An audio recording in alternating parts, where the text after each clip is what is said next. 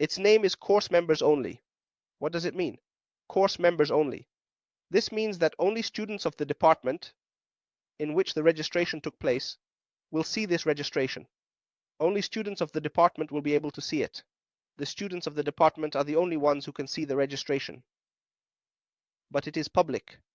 The students of the department must also enter to see the registration from within the department.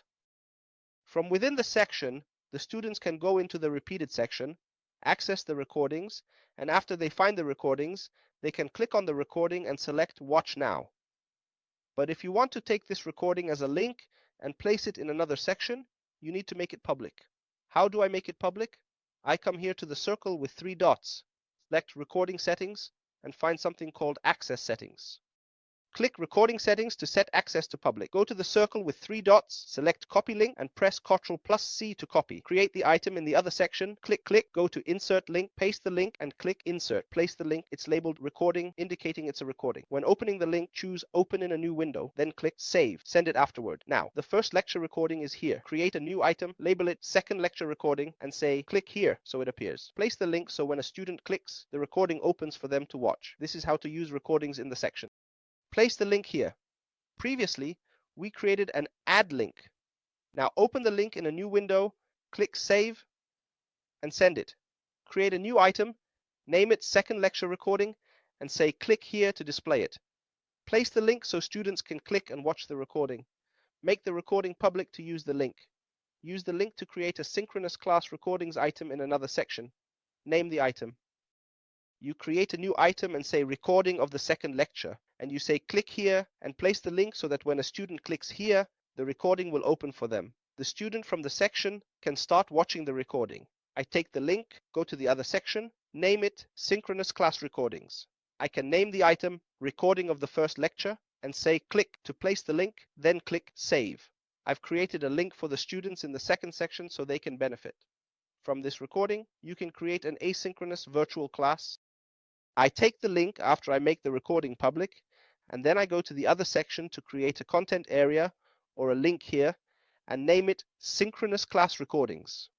I start creating the item and give it a name. For example, I put the recording of the first lecture and say Click so that I can bring the link, put the link and say it in a new window and say Save. So I have created a link for the students in the second section. They can benefit from this recording. With the same idea, you can create an asynchronous virtual class. For example, if you want to create a virtual class and explain a specific part that wasn't clear to the students for about 10 minutes or a quarter of an hour, but in this virtual class, the students are not present with you. You're doing this alone. You create the class, take the recording, and then come here to create. Creating content means creating an item and placing the recording link so that students can access it. In this case, you might want to create a new content area to listen to asynchronous class recordings. Why? Because asynchronous means that you recorded it alone without interaction with the students. Synchronous or live classes mean there's direct interaction between you and the students. This recording is from a synchronous class. So, in the case of asynchronous classes, you are the only one recording this class, and you place the recording and its link so that students can click on the link and access this recording. This is regarding how to access the recordings and how I can benefit from the recording links. And I can place these links in other sections so that the students in those sections can benefit from these recordings or through the recording links is there. Any problem with this part, everyone? Is there any issue with this part? All right. The last part we have is the session reports. You come here to the completed sessions, you see the session, and then you go from here to the 0.3 point circle and do something called view reports. But from where? From the sessions, not from the recordings, from the completed sessions. I mean, after the session ends, you can come here and say view report. Here, you can see the session. This is its start time, and this is its end time, and this is the number of attendees, and this is its duration. When you go to view the report, you click on this link, and then it shows you who participated. You can see the students who participated and the time they joined and when the session started and the total time they attended the session, like 3 hours, 55 minutes, and 41 seconds. You can benefit from this by printing the report. It's printable, so you can print it as a PDF, and you can also download it to your device as a CSV or Excel file. So you come here and click on printable. The shape right in front of you will now appear, and you will be able to control it from the keyboard. And you tell it, print this for me as a PDF, and you say, for example, here as PDF, and then you click print. You save this file, for example, in your downloads, and name it attendance report for class X on date Y, or any name you like, and then you click save. So if you go to downloads, you'll find that you have this report saved as a PDF.